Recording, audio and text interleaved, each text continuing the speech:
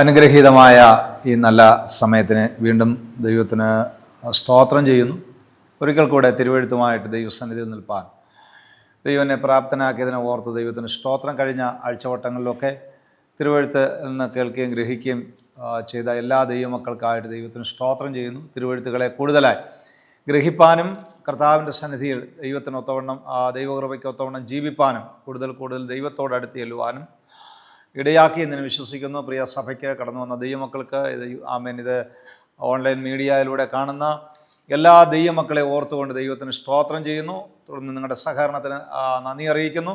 നിങ്ങൾക്കത് പ്രയോജനമായി എന്ന് ഞാൻ കരുതുന്നു. തുടർന്നുള്ള നാളുകളിലും അത് നിങ്ങൾ പ്രയോജനപ്പെടുത്തുവാൻ ദൈവം നിങ്ങൾക്ക് കൃപ നൽകട്ടെ. തികഞ്ഞ ഏകാഗ്രതയോടും തികഞ്ഞ പ്രാർത്ഥനയോടും കൂടെ ഇത് ശ്രവിപ്പാൻ നിങ്ങളെ ഓർമ്മപ്പെടുത്തുന്നു. ഒരു നിമിഷം നമുക്ക് ദൈവസന്നിധിയിൽ പ്രാർത്ഥനയ്ക്കായി തലകളെ മുടക്കാം. കാരുണ്യവാനായ ഞങ്ങളുടെ നല്ല ദൈവമേ, സ്വർഗീയ പിതാവേ, അനുഗ്രഹീതമായ ഈ സമയത്തെ ഓർത്തുകൊണ്ട് ഞങ്ങൾ ദൈവത്തിന് സ്തോത്രം ചെയ്യും. ഒരിക്കൽ കൂടെ ദൈവസന്നിധിയിൽ തിരുവെഴുത്തുമായിട്ട് നിൽക്കുവാനും ആ തിരുവെഴുത്തുകളുടെ മുമ്പിൽ അനുസരണത്തോടും ദൈവഭയത്തോടും കൂടെ തിരുവെഴുത്തുകളെ ധ്യാനിപ്പാൻ കൂടി വന്ന ദൈവമക്കൾക്കായി ഓൺലൈൻ മീഡിയയിലൂടെ ഇത് കാണുന്ന പ്രിയപ്പെട്ടവർക്കായി സ്തോത്രം. ഇതവർക്ക് കഴിഞ്ഞ നാളുകളിൽ പ്രയോജനകരമാക്കി തീർത്തന്നെ ഓർത്തുകൊണ്ട് ദൈവത്തിന് സ്തോത്രം ചെയ്യുന്നു. തുടർന്നും അത് പ്രയോജനകരമായി തീരുവാൻ സഹായിക്കണമേ. ആത്മീയ ജീവിതത്തിനും വലിയൊരു മുതൽക്കൂട്ടായി തീരുവാൻ തിരുവെഴുത്തുകളെ കുറിച്ചുള്ള ആഴമായ ഒരു ഗ്രാഹ്യം, ആഴമായ ഒരു അറിവ്, ആത്മീയ അനുഭവങ്ങൾ ഇവ ഉണ്ടാകുവാൻ ദൈവം കൃപ വരുന്നതിനായി സ്തോത്രം. അവിടുത്തെ കൃപയുടെ ചിറകൾ കാക്കും. തുടർന്നുള്ള സമയങ്ങൾ ഞങ്ങൾ ആഴമായ തിരുവെഴുത്തുകളെ ഗ്രഹിപ്പാൻ കൃപ നൽകണം. യേശുവിൻ നാമത്തിൽ പിതാവേ, ആമേൻ. നമ്മൾ കഴിഞ്ഞ ആഴ്ചവട്ടങ്ങളിൽ ചിന്തിച്ചു വന്നത്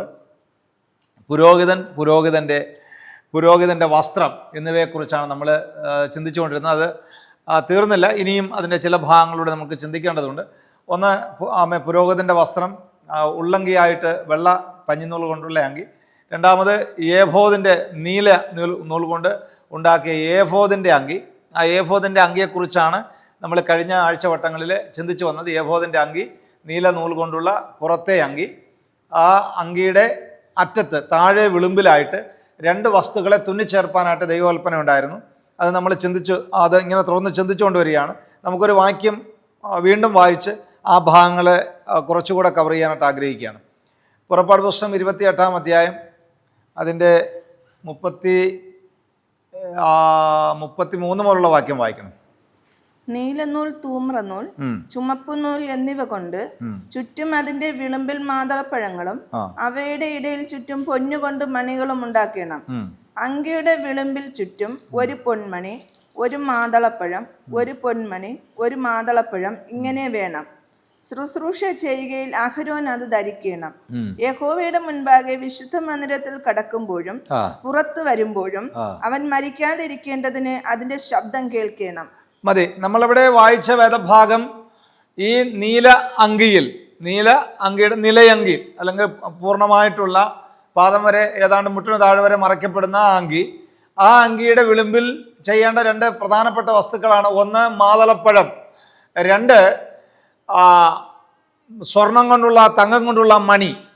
ഇവ രണ്ടും ഉണ്ടാകണം. എന്തിനാണെന്ന് ചോദിച്ചാൽ, കൃപാസനത്തെങ്കിൽ ആലയത്തിലേക്ക് പ്രവേശിക്കുമ്പോൾ മരിച്ചു വീഴാതിരിക്കേണ്ടതിന് ഈ ശബ്ദം എന്ത് ചെയ്യണം? ഈ മണി ഈ അങ്കിയുടെ അറ്റത്തുള്ളത് കൊണ്ട് തന്നെ അകത്ത് പ്രവേശിക്കുമ്പോൾ ആ ശരീരചലനങ്ങൾക്ക് ഒത്തവണ്ണം എന്ത് ചെയ്യും? മണിയുടെ ശബ്ദം പുറത്ത് കേട്ടുകൊണ്ടേയിരിക്കും. അപ്പം ഞാൻ മുമ്പ് ഓർപ്പിച്ചതുപോലെ മണിശബ്ദം കേൾക്കുന്നത് കൊണ്ടാണ് പുരോഹിതൻ മരിച്ചിട്ടില്ല എന്ന് പുറത്ത് നിൽക്കുന്ന ജനം തിരിച്ചറിയുന്നത്. അപ്പോൾ ഇത് എന്തിനാണ് പുരോഹിതൻ അകത്ത് പ്രവേശിക്കുന്നതെന്ന് ചോദിച്ചാൽ, പുരോഹിതൻ അകത്ത് പ്രവേശിക്കുന്നത് ജനത്തിന് വേണ്ടി പക്ഷപാതം ചെയ്യാനാണ്. ജനത്തിൻ്റെ അനുഗ്രഹത്തിന് വേണ്ടിയിട്ടാണ്. ജനത്തിനാവശ്യമായ അരുളപ്പാടുകളെ കൃപാസനത്തിങ്കിൽ നിന്ന് ദൈവത്തിൽ നിന്ന് പ്രാപിച്ച് ജനത്തിന് കൊടുക്കേണ്ടതിനാണ് പുരോഹിതൻ അകത്ത് പ്രവേശിക്കുന്നത്. അപ്പോൾ ചുരുക്കത്തിൽ പറഞ്ഞാൽ, ഈ സമാഗമന കൂടാതെ ദൈവം ഇരിക്കുന്ന സ്ഥലത്തേക്ക് പുരോഹിതൻ എന്തിനകത്ത് പ്രവേശിക്കുന്നു ചോദിച്ചാൽ, പുരോഹിതനകത്ത് പ്രവേശിക്കുന്നതിൻ്റെ ആത്യന്തികമായ ലക്ഷ്യം പുറത്തു നിൽക്കുന്ന ജനത്തിൻ്റെ അനുഗ്രഹത്തിന് വേണ്ടിയിട്ടാണ്. അപ്പോൾ ഈ ജനത്തിൻ്റെ ജനത്തിൻ്റെ പാപപരിഹാരത്തിനുള്ള യാഗം കഴിച്ച് ആ യാഗരക്തവുമായിട്ടാണ് അകത്ത് ചെല്ലുന്നത്. അപ്പം ഈ യാഗരക്തവുമായിട്ട് അകത്ത് ചെല്ലുമ്പോൾ ഇതിൽ പ്രസാദിച്ച് ജനത്തിൻ്റെ പാപത്തിന് പരിഹാരം ദൈവം ക്ഷമിച്ചുവെങ്കിൽ മാത്രമേ ജനത്തിന് അനുഗ്രഹം ഉണ്ടാവുള്ളൂ, ജനത്തിന് പാപത്തിന് പരിഹാരം ഉണ്ടാവുള്ളൂ. അപ്പം ഇതിനു വേണ്ടിയിട്ടാണ് അകത്തേക്ക് പ്രവേശിക്കുന്നത്. അപ്പം ചുരുക്കത്തിൽ പറഞ്ഞാൽ പാപപരിഹാരം വന്നാലേ ജനത്തിന് പ്രശ്നങ്ങൾക്ക് പരിഹാരമുള്ളൂ. Praise the Lord. അപ്പം സകല പ്രശ്നങ്ങളുടെയും അടിത്തറ എന്ന് പറയുന്നത് മനുഷ്യനെ പോലെ അനുഭവിക്കുന്ന സകല പ്രശ്നങ്ങളുടെ അന്നും ഇന്നും എന്നും അങ്ങനെയാണെന്ന് തിരിച്ചറിയണം. എല്ലാ പ്രശ്നങ്ങളുടെയും ആത്യന്തികമായ മൂലകാരണം എന്താണെന്ന് ചോദിച്ചാൽ പാപം തന്നെയാണ്. Praise the Lord. അപ്പം ഇന്ന് വീണ്ടെടുക്കപ്പെട്ട ദൈവസഭയ്ക്ക്, വീണ്ടെടുക്കപ്പെട്ട ജനത്തിന് ഇന്നും പാപം ചെയ്താൽ അതിൻ്റെ പരിണിത ഫലം ഉണ്ടായിക്കൊണ്ടേയിരിക്കും. നമ്മൾ പറഞ്ഞാൽ നമ്മുടെ എല്ലാ പാപങ്ങൾക്കും വേണ്ടിയിട്ട് യേശു ക്രൂശിൽ മരിച്ചു, ഇനി ഒരു കുഴപ്പമില്ല, ഇനി ഒരു പ്രശ്നമില്ലെന്നാണ്. ഇപ്പോൾ അവൻ വളരെ ശക്തമായി പഠിപ്പിക്കുന്നുണ്ട്. ഒരുവൻ ക്രിസ്തുവിനെ അറിഞ്ഞ് ക്രിസ്തുവിലേക്ക് വന്നിട്ട് പിന്നെ എന്ത് പാപം ചെയ്താലും വിഷയമേ അല്ല, അതിനെല്ലാം വേണ്ടിയിട്ടാണ് അഡ്വാൻസ് ആയിട്ട് കർത്താവ് ക്രൂശിൽ മരിച്ചത് എന്ന് പഠിപ്പിക്കുന്ന ഉപദേശിക്കുന്ന ഗ്രൂപ്പുകൾ വളരെ പ്രബലപ്പെട്ടുകൊണ്ടിരിക്കുന്ന ഒരു കാലഘട്ടമാണ്. എന്നാൽ വേദപുസ്തകത്തിൽ തിരിച്ചറിയണം. Praise the Lord. യേശുവിൻ്റെ അടുക്കലേക്ക് പാപിനിയായ ഒരു സ്ത്രീയെ പിടിച്ചുകൊണ്ടുപോകുന്നു. പാപിനിയായ ഒരു സ്ത്രീയെ നമുക്ക് ലോകത്തിലുള്ള സകലമായ ആളുകൾക്ക് അറിയാവുന്ന, രാഷ്ട്രീയക്കാർ പോലും ചിലപ്പോൾ ഒക്കെ എടുത്ത് ഉപയോഗിക്കുന്ന ഒരു സംഭവമാണ് യേശുവിൻ്റെ അടുക്കലേക്ക് കൊണ്ടുവന്ന ഈ പാപിയായ സ്ത്രീ.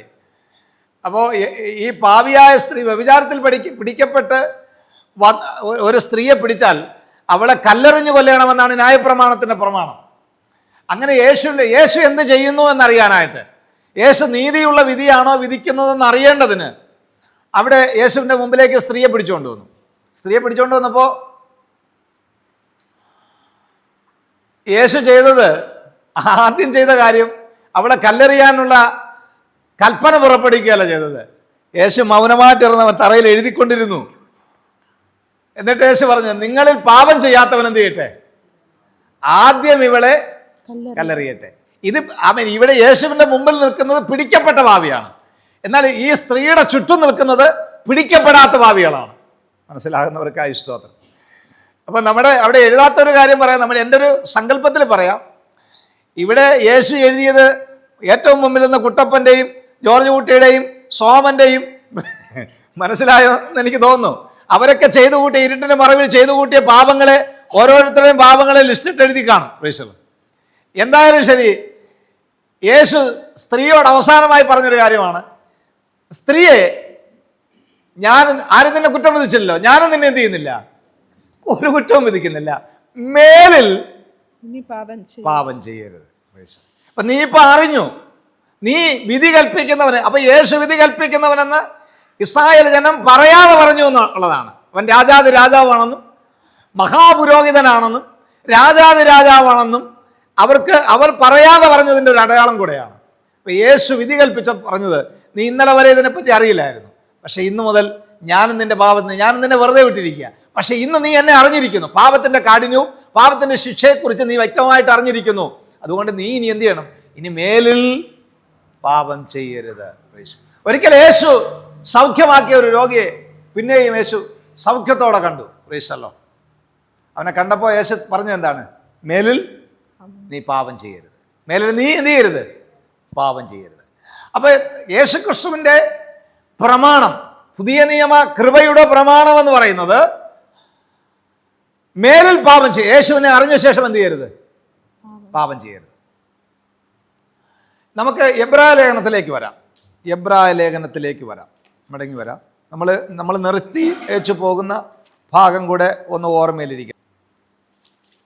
10-ാം അധ്യായത്തിലേക്ക് കടന്നു വരാം. 10-ാം അധ്യായം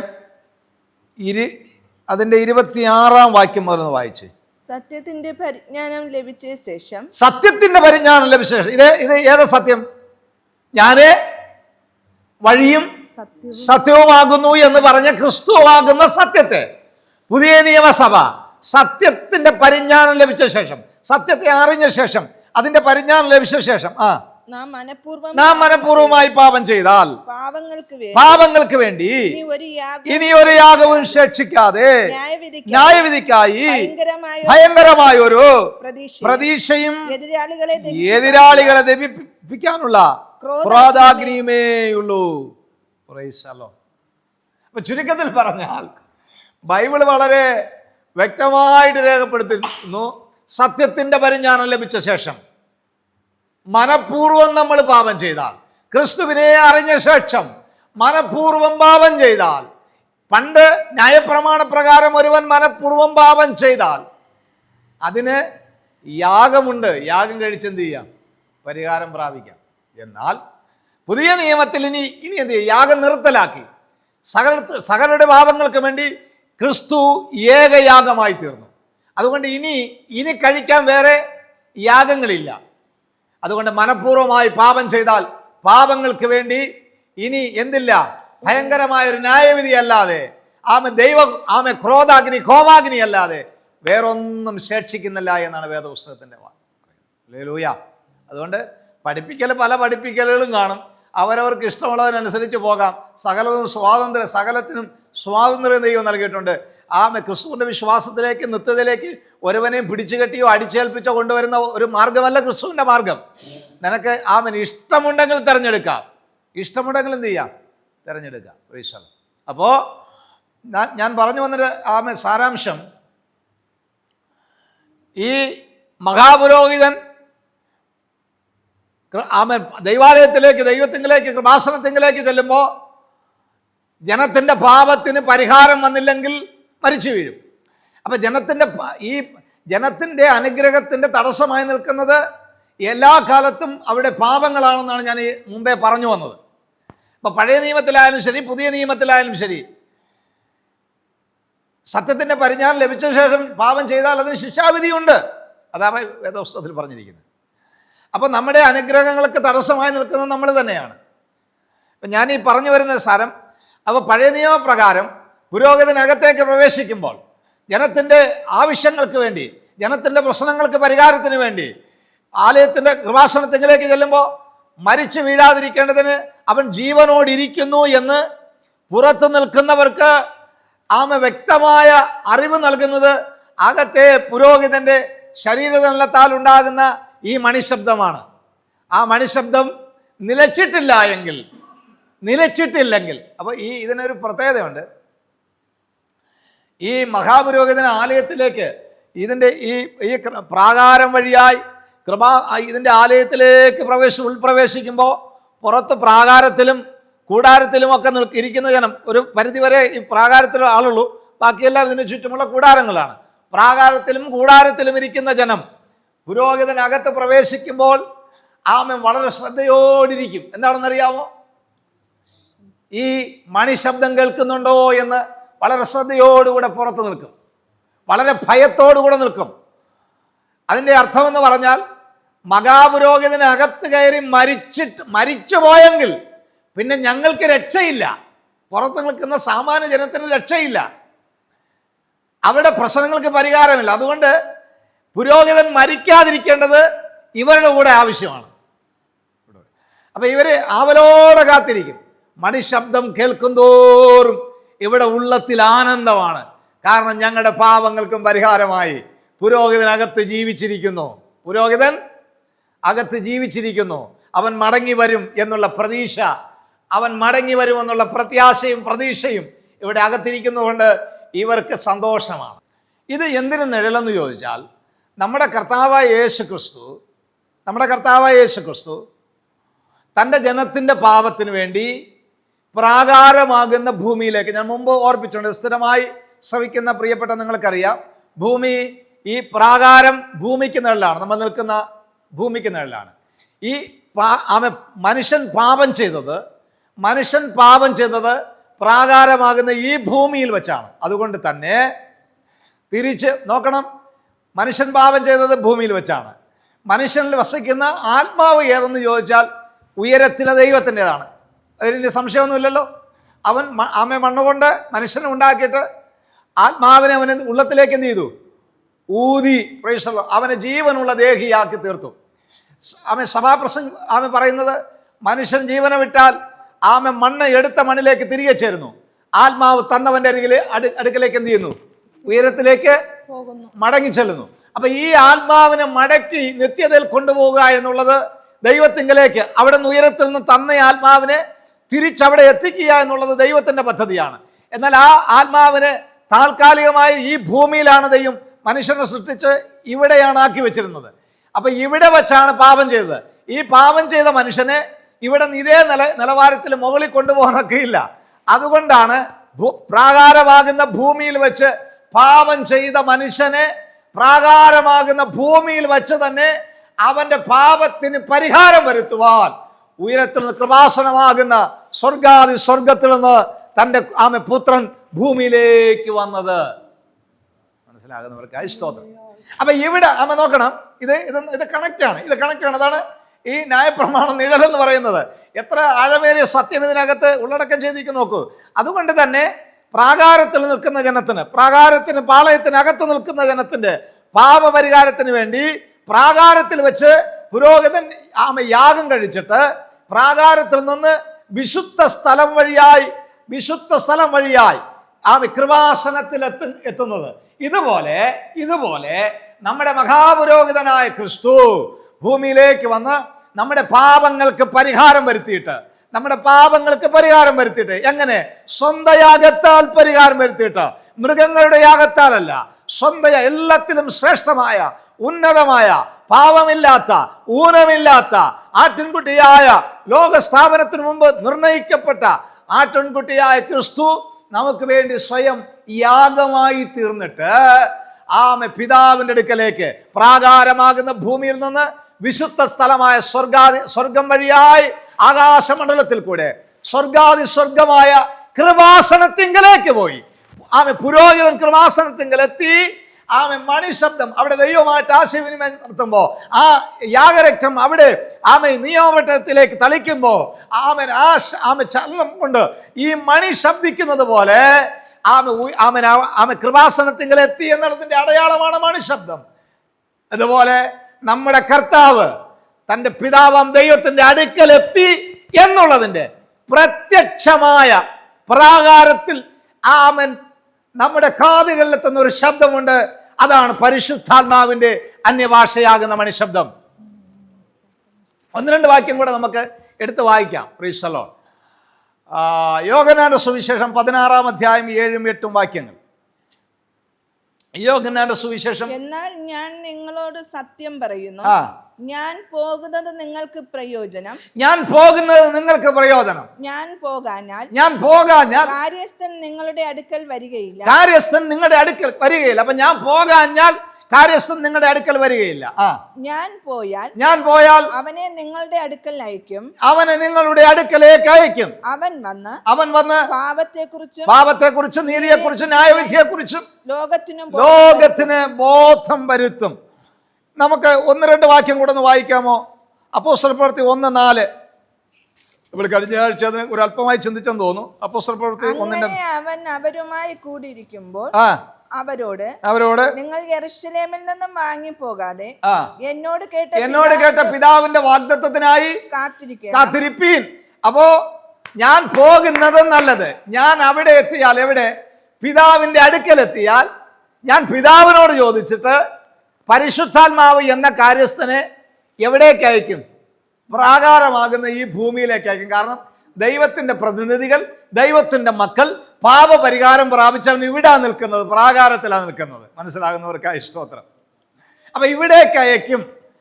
അപ്പൊ അതിൻ്റെ അന്യഭാഷാ ഭാഷണം, പരിശുദ്ധാത്മാഭിഷേകം, അതിനോട് ആ അഭിഷേകത്തോട് ചേർന്ന് ദൈവം നമുക്ക് നൽകപ്പെട്ടിരിക്കുന്ന അന്യഭാഷയിൽ സംസാരിക്കാനുള്ള ദൈവകൃപ, ദൈവത്തിന്റെ ഗിഫ്റ്റ് തൻ്റെ ജനത്തിന് നൽകിയതിൻ്റെ പ്രത്യക്ഷമായ അടയാളം എന്താണെന്ന് ചോദിച്ചാൽ, ആ മണിശബ്ദം കേൾക്കുമ്പോൾ, ആ മണിശബ്ദം പുറപ്പെടുമ്പോൾ, ഞാനും നിങ്ങളും മണിശബ്ദം കേൾക്കുന്ന പ്രിയപ്പെട്ടവർ ആത്മാവിൽ തിരുവെഴുത്തിന് പ്രകാരം വെളിപ്പാട് പ്രാപിച്ചവും തിരിച്ചറിയണം. നമ്മുടെ കർത്താവായ യേശു ക്രിസ്തു പുരോഹിതൻ കൃപാസനത്തിങ്കൽ എത്തുന്നത് പോലെ നമ്മുടെ കർത്താവായ മഹാപുരോഹിതനായ ക്രിസ്തു പിതാവിന്റെ അടുക്കൽ എത്തി എന്നുള്ളതിന്റെ തെളിവാ. ഗ്രഹിക്കുന്നവർക്കായി സ്തോത്രം. യേശു സ്വർഗാരോഹണം ചെയ്ത് പോകുന്ന ശിഷ്യന്മാർ കണ്ടു. ആ സാക്ഷ്യം ഇവിടെ രേഖപ്പെടുത്തിയിട്ടുണ്ട്. പുതിയ നിയമസഭ ഞാനും നിങ്ങളും അക്ഷരീക കണ്ണുകൊണ്ട് കണ്ടിട്ടില്ല.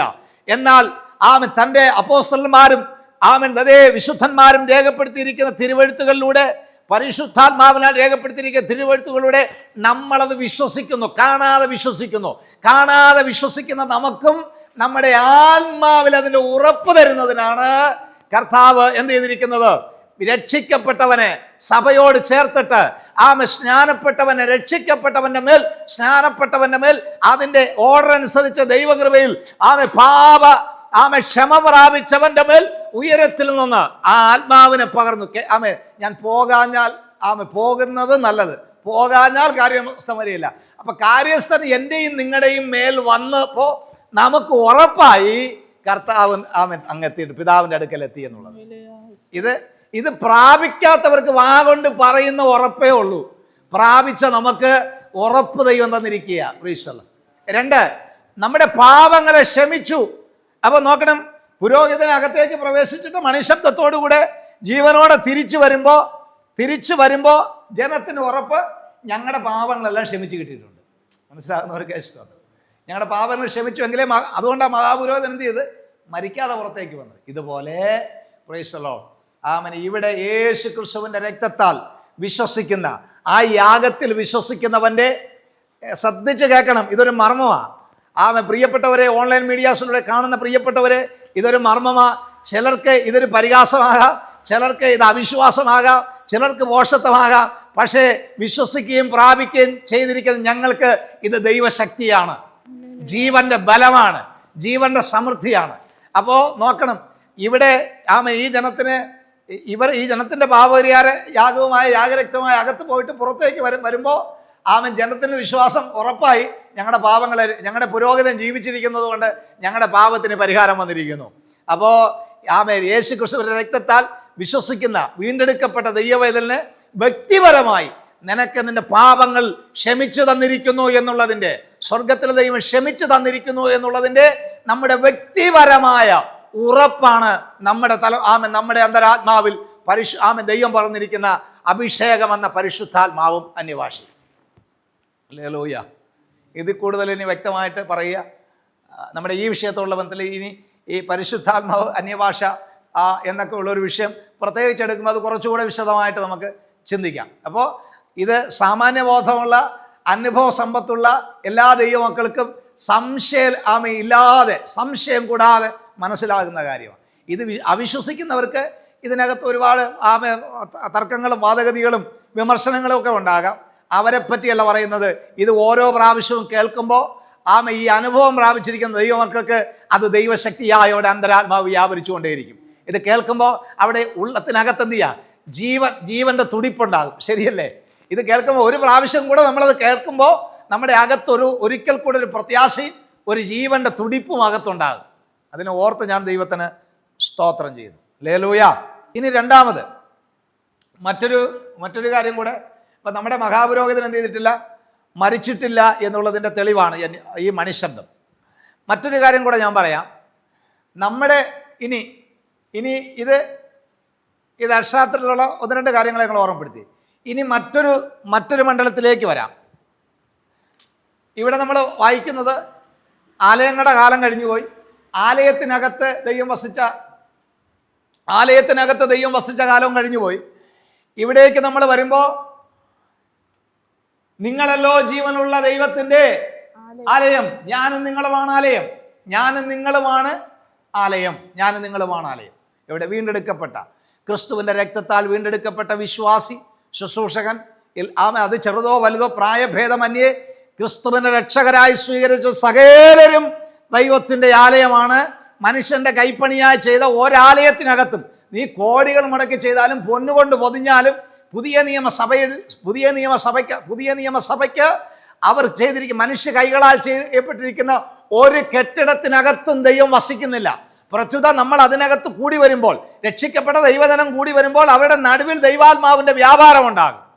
അതൊഴികെ ഏതെങ്കിലും ഒരു പ്രത്യേക സ്ഥലത്ത് ദൈവം വന്ന് വസിക്കുന്നില്ല. അത് അബദ്ധജടിലമായ ചിന്തയാണ്. പുതിയ നിയമം നന്നായിട്ട് വായിക്കും, പുതിയ നിയമവും പഴയ നിയമവും കൂടെ നന്നായിട്ട് നമ്മൾ ഇതുപോലെ വായിച്ച് മനസ്സിലാക്കിയാൽ ഏതൊരു സാധാരണ മനുഷ്യന് മനസ്സിലാക്കാൻ കഴിയുന്ന കാര്യമാണ്. ചുമ്മാ വല്ലതും പറഞ്ഞ ആളുകളെ പറ്റിക്കുന്ന ആളുകളുണ്ട്. ഈ ആലയത്തിനകത്തുള്ള ഒരു സ്ഥലത്തിനും പ്രത്യേകതയില്ല. ചില ക്രൈസ്തവ വിഭാഗങ്ങൾ ഈ നിൽക്കുന്ന പ്രത്യേക സ്ഥലത്തിന് അതിന് പ്രത്യേക പേരിട്ട് ഇല്ലേ, പ്രത്യേക പേരുണ്ട്, പ്രത്യേകമായ അവിടെ എന്തോ സംഗതികൾ ഇരിക്കുന്നു എന്ന് പറയുന്നുണ്ട്. ഒന്നുമില്ല അവിടെ. മനുഷ്യ കൈകളാൽ ചെയ്ത ഒരാലയത്തിനകത്തുമില്ല. ദൈവം തന്റെ കൈയാൽ ചെയ്ത ആലയമുണ്ട് ഞാനും നിങ്ങളും. ഇതിനെ ക്രിസ്തുവിന്റെ രക്തത്താൽ പാപം ആമങ്ങളെ ഏറ്റുപറഞ്ഞ് പാപങ്ങളെ ഉപേക്ഷിച്ച് നീതീകരണവും വിശുദ്ധീകരണവും പ്രാപിച്ച് നിർമ്മലതയോടെ ക്രിസ്തുവിന് വസിക്കാൻ കൊടുക്കുന്ന ആലയമാക്കി തീർത്ത ഇതിനകത്താ വസിക്കുന്നത്. അതുകൊണ്ട് ദൈവത്തെ അന്വേഷിച്ച് മലകൾ തോറും പുണ്യസ്ഥലങ്ങളോടും പോയാൽ നീ ദൈവത്തെ കാണില്ല. അവിടെ നിന്ന് ദൈവമല്ല ഉള്ളത്. ദൈവത്തിന്റെ പേര് പറഞ്ഞ് വ്യാപരിക്കുന്ന പല വ്യാപാര ശക്തികളും പല സ്ഥലങ്ങളിലും ഇന്ന് വ്യാപരിക്കപ്പെടുന്നുണ്ട്. ആളുകൾ മല കയറുന്നുണ്ട്, പുണ്യ സ്ഥലങ്ങൾ കയറുന്നുണ്ട്, ദൈവത്തെ അന്വേഷിച്ച് ഓടുക. മുട്ടയിൽ എഴയുന്നുണ്ട്, ക്രൂസ് ചുമക്കുന്നുണ്ട്. ദൈവത്തെ കാണാനും ദൈവത്തെ പ്രസാദിപ്പിക്കാനും ഇല്ല. നമ്മുടെ അകത്തെ സ്വഭാവങ്ങളെ ദണ്ഡിപ്പിച്ച് പൗലോസ് പറഞ്ഞു, ഞാൻ തന്നെ പ്രസംഗിച്ചിട്ട് കൊള്ളരുതാത്തവനായി തീരാതിരിക്കേണ്ടതിന് എൻ്റെ ജഡത്തെ ഞാൻ ദണ്ഡിപ്പിച്ച് അടിമയാക്കുകയാണ് ചെയ്യുന്നത്. പ്രീശല്ല. അതിന് മുട്ടയിലഴഞ്ഞാലൊന്നും ദണ്ഡനം ഉണ്ടാകില്ല. അകത്തു രൂപാന്തരം ഉണ്ടാകണം. സ്വഭാവങ്ങളെ ക്രിസ്തുവിൻ്റെ പരിജ്ഞാനത്തിന് വിരോധമായി ഉയർന്നു വരുന്ന ഏത് ഉയർച്ചകളെയും ഏത് ചിന്തകളെയും അവൻ്റെ അനുസരണത്തിനായി പിടിച്ചടക്കി നമ്മളെ ക്രിസ്തുവിൻ്റെ അടിമയാക്കി നമ്മുടെ അകത്തെ മനുഷ്യനെ ക്രമപ്പെടുത്തി കൊടുക്കുന്നതിനെയാണ് വേദപുസ്തകം പറയുന്നത്. അങ്ങനെയുള്ളവരിലാണ് ദൈവം വസിക്കുന്നത്. ഞാൻ മുമ്പ് ഏതെങ്കിലും ഭാഗത്തത് സൂചിപ്പിച്ചോ എന്ന് എനിക്കറിയാം, ഓർക്കുന്നില്ല. ആവർത്തനം വിരസത ഉണ്ടാക്കില്ല. എങ്കിലും ഒരിക്കൽ കൂടെ പറയാം.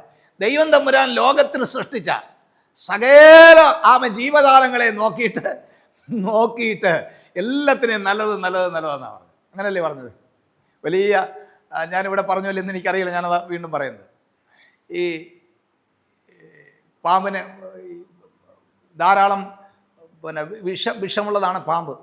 ആ പാമ്പിലും വളരെ വിഷം കൂടിയതാണ് രാജവെമ്പാല. ഈ സാധാരണ പാമ്പ് കടിച്ചാലേ വിഷം നമ്മുടെ ശരീരത്തിൽ വ്യാപരിക്കുള്ളൂ. രാജവെമ്പാല തൻ്റെ വിഷത്തെ അന്തരീക്ഷത്തിലേക്ക് ഊതിയാൽ ആ അന്തരീക്ഷ വായുവിനെ നമ്മൾ ശ്വസിച്ചാൽ നമുക്ക് വിഷം നമ്മുടെ ശരീരത്തിൽ കയറും.